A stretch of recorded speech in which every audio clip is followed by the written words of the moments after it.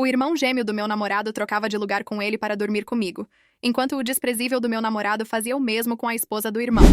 No dia em que percebi que minha vida inteira podia ser uma montagem, eu estava escolhendo uma blusa no escuro do meu armário e senti o cheiro dele na manga.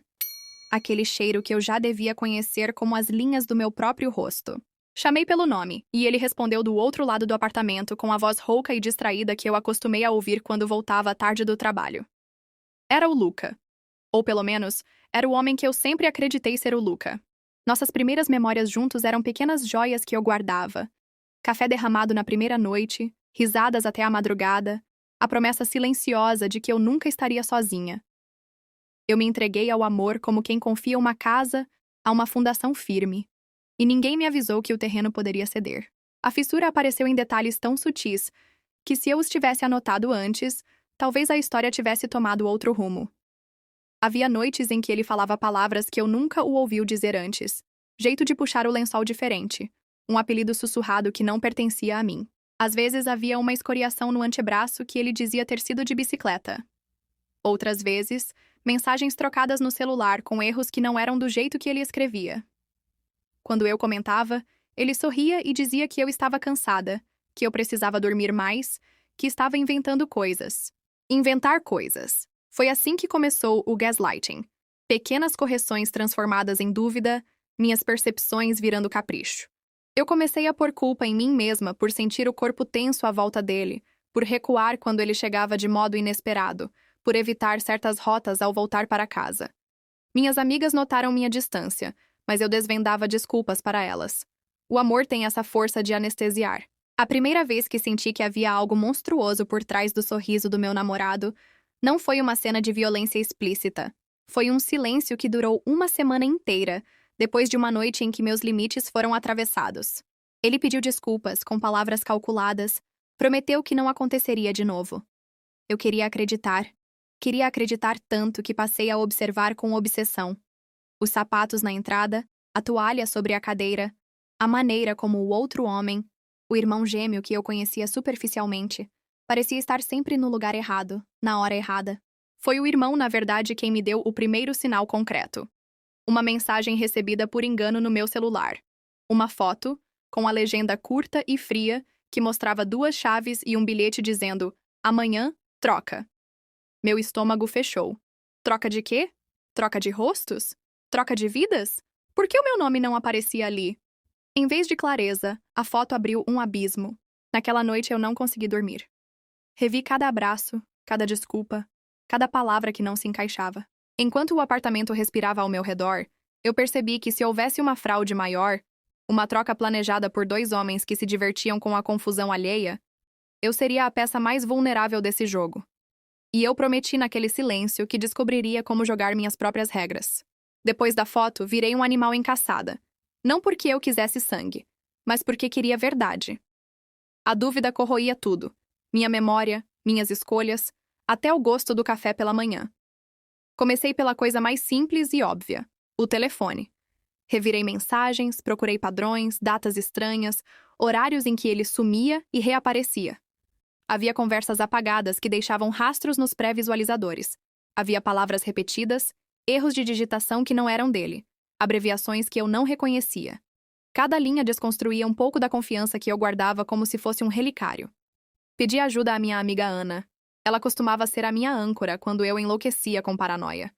Contei a ela apenas o suficiente para não parecer neurótica. A foto, as micro-incongruências, a sensação de que havia alguém mais. Ana me ouviu em silêncio e disse algo que me assustou de verdade. Gêmeos trocam de roupa, trocam de voz, trocam de vida, mas não trocam a consciência. Se eles estão fazendo isso, deve existir um rastro. Foi a frase que precisei para sair do fantasma e ir para a estrada dos fatos. Comecei a anotar tudo. Datas, horários, pequenas diferenças no comportamento, como ele fingia não lembrar de uma música que amava, como às vezes chamava alguém por outro nome, e depois fingia confusão. Recolhi recibos soltos, verifiquei aplicativos de transporte, notei corridas noturnas que não batiam com o trabalho. Vi também que havia 2 logins parecidos na conta de um streaming, nomes quase idênticos, horários de uso que se sobrepunham. Era como se duas vidas estivessem sendo escaladas no mesmo palco. A primeira evidência física veio de algo banal.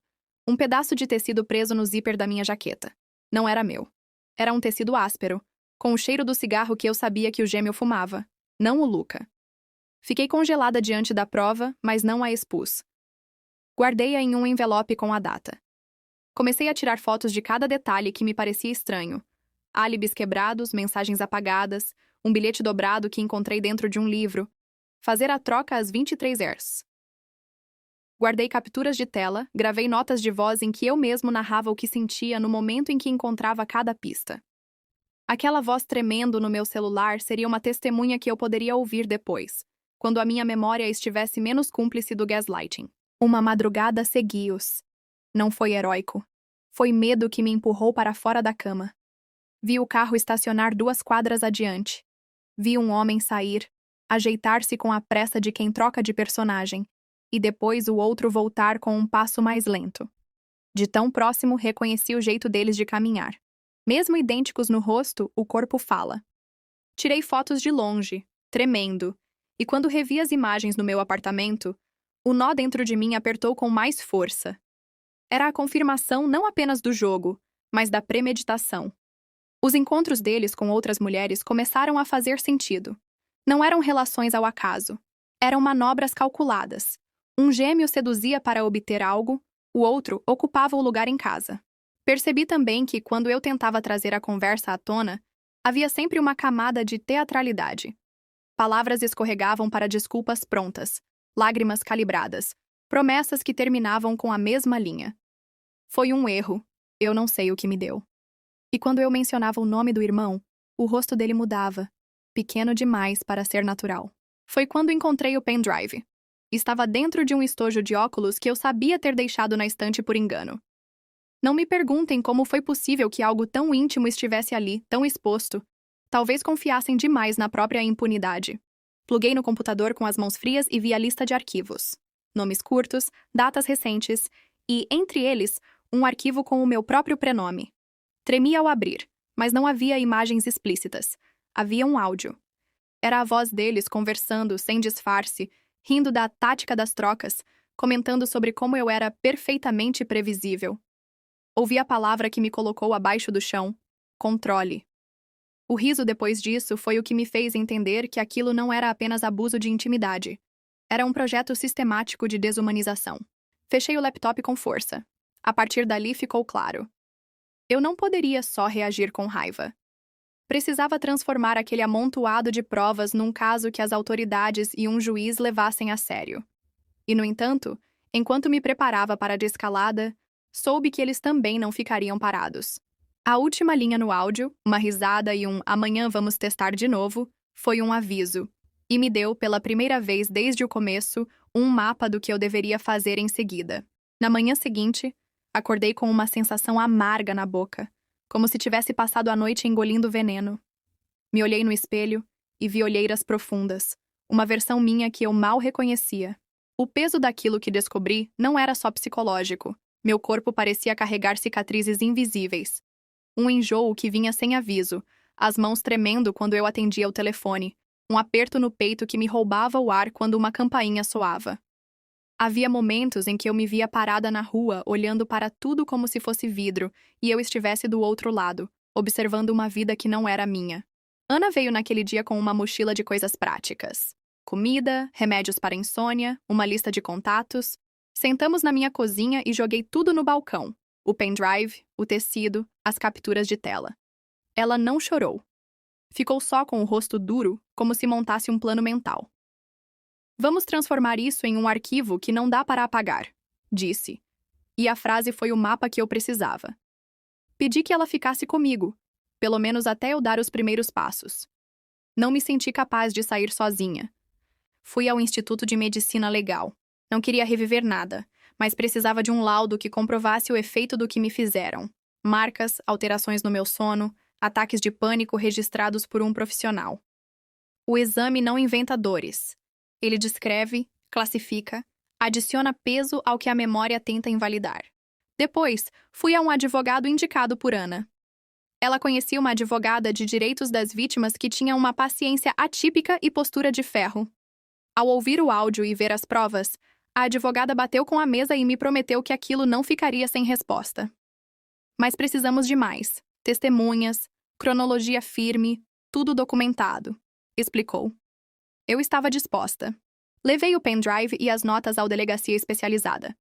O policial que me atendeu teve o rosto de quem já ouviu muitos eu inventei e muitas eu me confundi.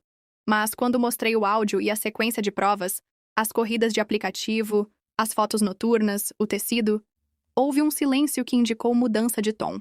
Abriram um registro de ocorrência. Não foi fácil. Perguntas que reviviam. Termos técnicos que eu não compreendia. O processo sendo explicado como se eu precisasse aceitar cada pedra do caminho. Ainda assim, saí dali com a sensação de que tinha movido uma peça importante no tabuleiro. Enquanto as autoridades começavam a tramitar, decidi me proteger e me preparar para o próximo passo: a exposição controlada. A advogada recomendou que eu não confrontasse diretamente os dois naquele momento. Confrontos impulsivos poderiam invalidar provas ou me colocar em risco. Precisávamos de um cerco técnico e legal. Montamos uma lista de ações, gravações complementares com autorização, testemunhas que poderiam identificar comportamentos e um pedido de afastamento provisório para que um deles não pudesse se aproximar de mim. Naquela noite, quando a casa estava escura, passei horas relendo cada mensagem e cada rastro que eu tinha juntado. As palavras do áudio voltavam como uma agressão. Controle. Senti no corpo que eu tinha começado a abrir uma porta que não fecharia mais. E ao mesmo tempo que por trás dessa porta havia um caminho para recuperar meu nome. Não era vingança no sentido visceral. Era justiça pensada, com cuidado, como quem arma um escudo e vai, passo a passo, devolver ao mundo a verdade que tentaram soterrar. Os dias que se seguiram foram uma mistura estranha de prosa administrativa e horror cotidiano. Enquanto a delegacia começava a mover papéis, eu acordava ao som de qualquer barulho e já imaginava que era ele voltando para testar de novo. A advogada me orientou a manter a rotina mais neutra possível, a não apagar mensagens e a não responder provocações. Tudo precisava ficar registrado. Foi difícil. Cada notificação era um punhal, cada toque no celular me fazia estremecer. Contratamos um investigador particular indicado pela advogada, uma mulher de olhar cansado, mas precisa, que começou a juntar provas de um jeito que me dava uma estranha sensação de alívio. Ela instalou microgravadores em locais públicos onde suspeitávamos que as trocas aconteciam, conseguiu imagens de entradas e saídas e cruzou contatos até encontrar um padrão previsível. Em apenas alguns dias, ela me trouxe mensagens anônimas de outras mulheres que pareciam ter vivido variações do mesmo pesadelo. Encontros confessos, promessas quebradas, perguntas depois transformadas em acusações contra elas. Cada relato reforçava o que eu já desconfiava. Aquilo não era um caso isolado ou um surto de ciúmes. Era um esquema. Quando as autoridades viram a quantidade e a coerência das provas, pediram medidas mais sérias, perícias nos aparelhos, quebras de sigilo de contas e um pedido de afastamento. Havia também a possibilidade de se buscar vítimas dispostas a depor, e foi aí que eu percebi que a dor coletiva podia ser uma arma contra a impunidade. Convenci duas mulheres, com a ajuda da advogada e sob proteção, a se reunir com a delegacia para relatar episódios similares. Foi um trabalho lento. Medo, vergonha e a pressão para não reabrir feridas fizeram muitas recuarem. Mas algumas permaneceram. Eles souberam. Ou talvez sempre soubessem mais do que eu imaginava. Recebi mensagens anônimas com recados óbvios. Cuidado com o que espalha, e vai ver que ninguém vai acreditar em você. Em outra ocasião, alguém deixou uma nota no meu carro com apenas 2 palavras. Para de fingir. A sensação de vigilância apertou como um laço. A advogada pediu que eu registrasse tudo e prometeu providências legais. A polícia começou a reforçar rondas perto do meu prédio em horários de risco. Mesmo assim, o medo não saía do corpo. Foi em meio a essa tensão que o investigador trouxe algo novo, um backup de conversas que parecia ter sido apagado por engano. Havia mensagens entre os dois discutindo horários, cenários e mesmo o tom que deveriam usar caso eu começasse a desconfiar. Não apenas crueldade, mas método. Em outro arquivo, haviam contatos com nomes encobertos que, ao serem rastreados, apontavam para alvos que nunca tinham sido convidados a falar. Eu senti uma mistura de alívio e pesar. O alívio por ver que minha lembrança encontrava confirmação. O pesar por perceber o alcance daquela teia. A advogada então explicou a próxima etapa.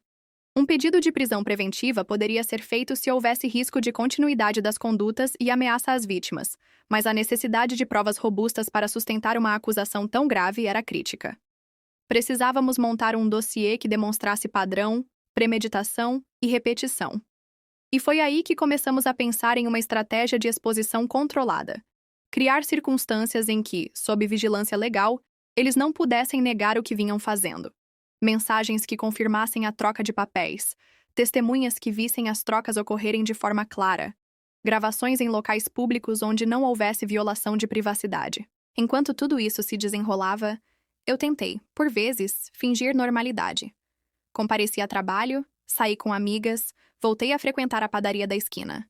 Mas a confiança havia sido quebrada, e o mundo parecia cheio de portas com trinco falso. No meio desse turbilhão, recebi uma ligação da mãe de uma mulher que havia me mandado mensagem. A filha dela havia desaparecido por um dia, e quando apareceu, contou algo que não podia ser ignorado. Era um detalhe que ligava ao padrão das trocas, e que poderia finalmente demonstrar coerência no comportamento deles. Fechamos então um plano cirúrgico. Colher o depoimento da jovem, anexar ao arquivo do inquérito e, com a força do material já reunido, protocolar um pedido formal ao juiz para medidas de urgência e, se possível, prisão preventiva.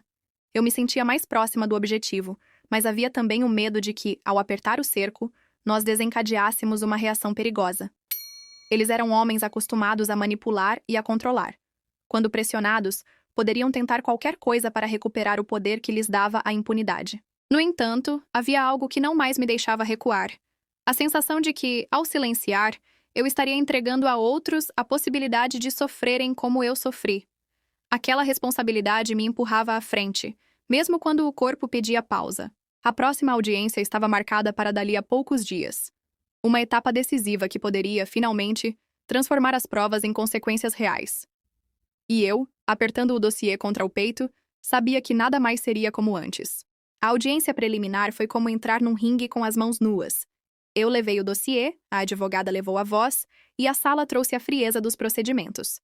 Havia uma sensação estranha de exposição. Cada pedaço de prova que eu entregava precisava ser narrado com calma, como se eu tivesse que provar que o meu corpo lembrava do que a memória tentava esconder. O promotor fez perguntas diretas. O juiz, com um olhar cansado, insistiu nos detalhes que poderiam sustentar um pedido de prisão preventiva. A defesa tentou o que qualquer defesa faria: plantar dúvidas. Ela está abalada, houve confusão entre identidades, é tudo subjetivo. Eu ouvi aquilo como se cortassem a própria carne. Mas havia contrapeso.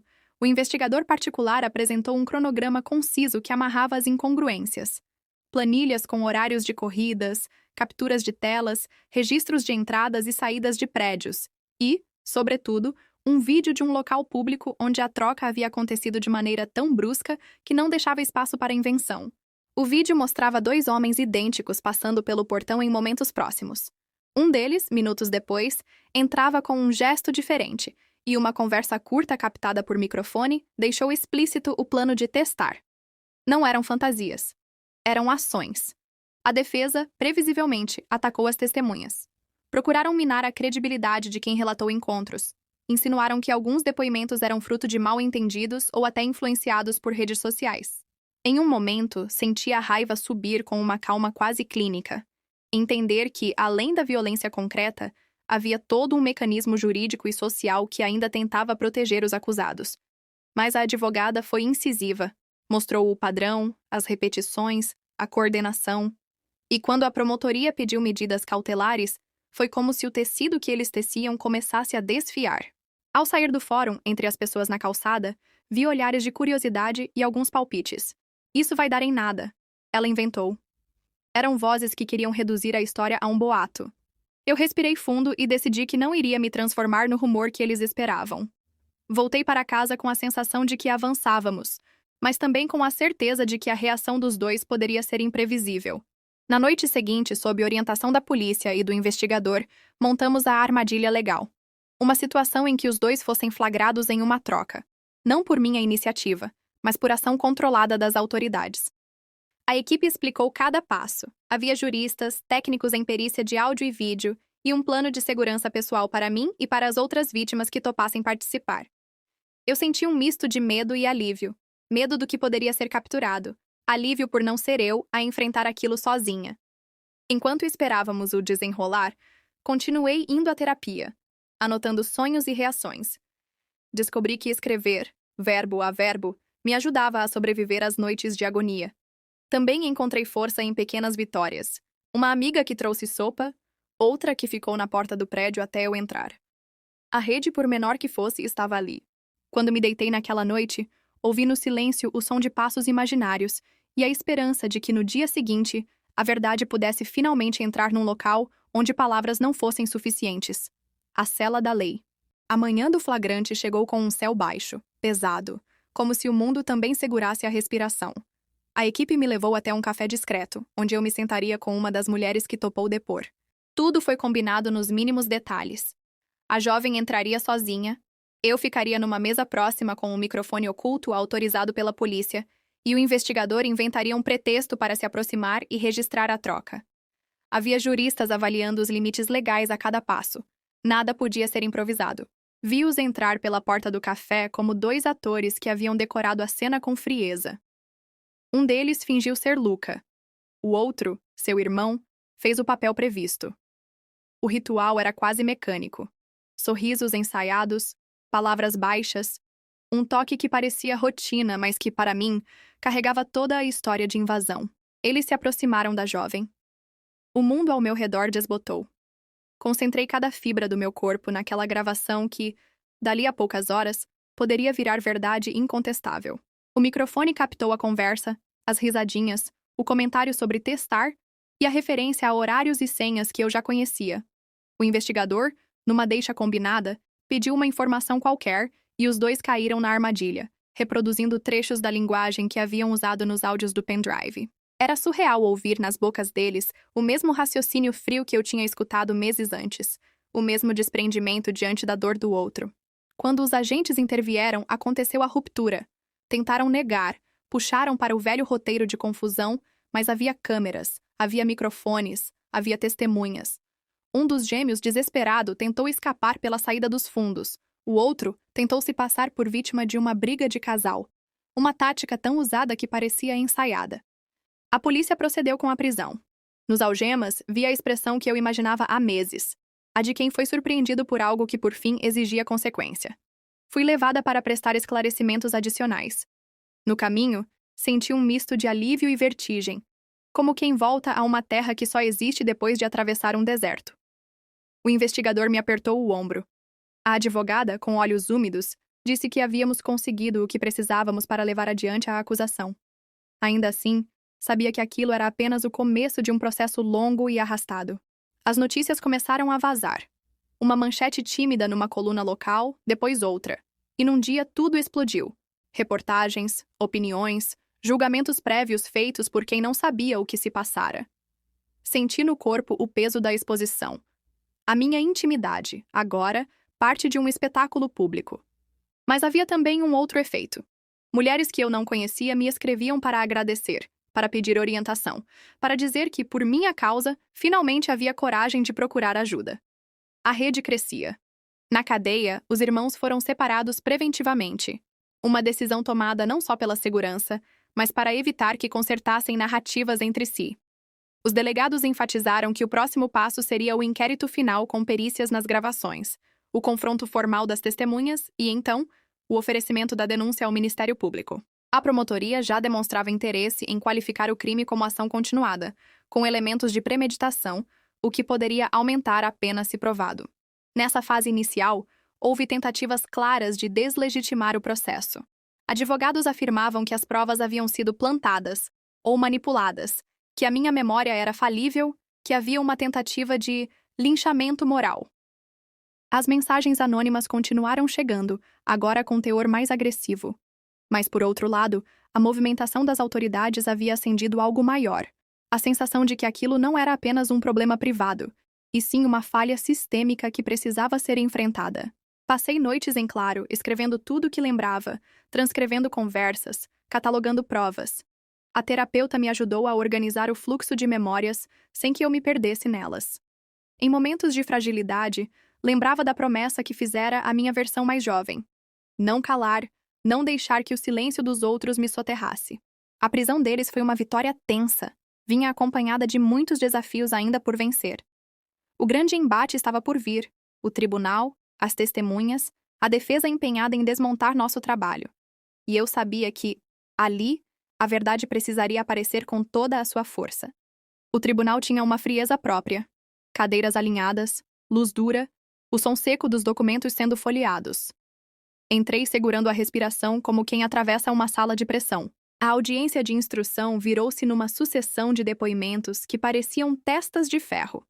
Pessoas que eu nem imaginava que iriam ao banco dos réus para falar contra os acusados, peritos que explicavam a técnica por trás das gravações e testemunhas que, com coragem, desfiaram lembranças que confirmavam o padrão. A promotoria foi cirúrgica. Começaram mostrando o mapa cronológico que montamos. Horários, localizações, mensagens e os arquivos de áudio com as conversas entre os irmãos. Explicaram como as trocas se inseriam num método: enganar para isolar, confundir para controlar, repetir para consolidar. Chamaram peritos em tecnologia que demonstraram como os arquivos foram autenticados. Metadados, backups recuperados, registros de sincronização de nuvem. Um perito de psicologia forense descreveu o impacto do esquema sobre as vítimas sem usar termos que diminuíssem sua dor. Falou em padrões de trauma, dissociação e medo aprendido. Ouvi-lo foi como ver minha dor traduzida em linguagem que o tribunal compreendia. Os defensores tentaram tudo. A estratégia era a clássica: plantar dúvidas, questionar a memória, insinuar incentivo externo às testemunhas. Durante as sessões de confronto, senti o peso da tentativa de desumanização novamente. Uma defesa agressiva tentou insinuar que as vítimas se lembravam de maneira imprecisa, que eu poderia ter misturado eventos. Em um momento que me fez revirar por dentro, um advogado usou um tom baixo para dizer que tudo poderia ser um mal-entendido, e lançou à sala um ar de incredulidade que se espalhou como uma sombra. Mas nossa peça mais forte foi a coerência entre relatos independentes. Mulheres que nunca se conheciam foram depor, e seus relatos, em trechos, se encaixavam como peças de um quebra-cabeça. Mesmas frases, mesmas reações, mesmos gestos repetidos por quem as manipulava. O investigador trouxe registros de GPS que cruzavam com os horários das gravações. A advogada expôs mensagens programadas e contatos encobertos usados para atrair as vítimas. Cada elemento isolado poderia ser contestado, mas o todo formava um desenho impossível de negar. Houve momentos de grande dor. Uma testemunha quebrou-se diante do tribunal. Outra, mais forte, olhou firme para os réus e descreveu o que sentiu ao descobrir que foram tratados como peças descartáveis. O público na sala murmurou. Eu senti um calor estranho, como se a verdade começasse a aquecer o ambiente gélido. No final das instruções, o promotor fez o pedido formal: qualificar a conduta como crime continuado, com agravantes por premeditação e concurso de pessoas. Pediu pena exemplar, mais de 20 anos no total, considerando as somatórias dos crimes e a repetição metódica. A defesa pediu absolvição ou, ao menos, pena mínima, explorando cada possível dúvida razoável. Quando o juiz encerrou a sessão, o próximo passo seria o júri. Saí do tribunal como se deixasse um casulo para entrar num espaço onde o destino dependia não só de provas, mas da sensibilidade de estranhos convocados a decidir. No caminho para o carro, senti a pressão do olhar público e a exaustão acumulada. O veredito estava longe, e ao mesmo tempo mais próximo do que havia sonhado. Amanhã, o júri seria chamado. Eu me preparei para esperar. Meu plano estava quase completo. Mas eu sabia que precisava de algo irrefutável. Algo que não deixasse brechas para eles reverterem a situação contra mim. Eles eram manipuladores, cínicos, frios. Sabiam inverter histórias com uma facilidade absurda. Se eu me limitasse apenas ao meu testemunho, corria o risco de ser chamada de louca, ou de ver tudo desmoronar mais uma vez. Foi então que decidi gravar não apenas áudios, mas imagens. A proximidade deles com o crime era tamanha que eu só precisava de paciência para que revelassem suas intenções com as próprias palavras. E não demorou. Numa noite, chamei Daniel para conversar. Usei a mesma tática de antes. Um pouco de fragilidade, um pouco de insinuação, como se eu ainda estivesse dividida entre o ódio e a saudade. Ele acreditou sem esforço. O orgulho inflado e a confiança de que eu continuava sob o domínio deles fizeram todo o trabalho por mim. Coloquei o celular embaixo da mesa, câmera virada discretamente para cima, e deixei ele falar. Você sabe que não dá para fugir de mim, né? Ele disse, se inclinando para frente, voz baixa, mas carregada de ameaça. Nem de mim, nem do meu irmão. Você é nossa, sempre foi. Não adianta bancar a esperta. Cada palavra dele era como uma faca girando na ferida. Mas eu me mantive firme, apenas concordando com um aceno tímido, incentivando-o a continuar. A gente sempre se divertiu com isso. Ele riu de maneira asquerosa. Você achando que estava com um, mas era o outro. E vice-versa. Foi perfeito. Melhor ainda quando começamos a trocar de propósito. O celular gravou tudo. Inclusive quando ele disse, sem qualquer vergonha: se você abrir a boca, quem vai acreditar em você? É a palavra de uma mulher contra a de dois homens. Mal sabia ele que naquele momento eu já tinha muito mais do que só palavras. Eu tinha provas, testemunhas indiretas e, principalmente, uma rede de apoio que estava sendo montada cuidadosamente. Saí daquela conversa exausta, mas com a sensação de que estava a poucos passos da minha vitória. Ainda assim, algo dentro de mim tremia. Eles ainda eram perigosos. Eles ainda tinham a certeza de que poderiam me manipular. E era exatamente essa confiança que eu usaria contra eles. O próximo passo seria juntar todas as peças e entregá-las para quem pudesse transformar minha dor em justiça. Mas antes, eu precisava estar preparada para o impacto que viria. Porque quando essa bomba explodisse, não haveria volta. E eu queria ter certeza de que dessa vez, quem ficaria atrás das grades seriam eles. A repercussão do julgamento foi devastadora para eles. Os jornais locais não falavam de outra coisa. E logo o caso ganhou espaço em noticiários maiores. As pessoas ficaram horrorizadas ao descobrir o nível de manipulação que os dois irmãos tinham arquitetado. A vizinhança, que antes me olhava com desconfiança por causa dos boatos espalhados por eles, agora me tratava com compaixão. Embora eu soubesse que a maioria não tinha ideia da profundidade do sofrimento que eu carregava. Durante os dias que antecederam a sentença, eu me mantive firme. Compareci a cada sessão, olhei nos olhos deles sem tremer e revivia em minha mente cada noite de dor como combustível para não desistir. Eles, por outro lado, começaram a desmoronar. Samuel, o que sempre se mostrava mais frio, começou a perder a compostura. Tentava interromper as falas do juiz, murmurava impropérios contra mim, até que foi repreendido e retirado da sala em uma das sessões.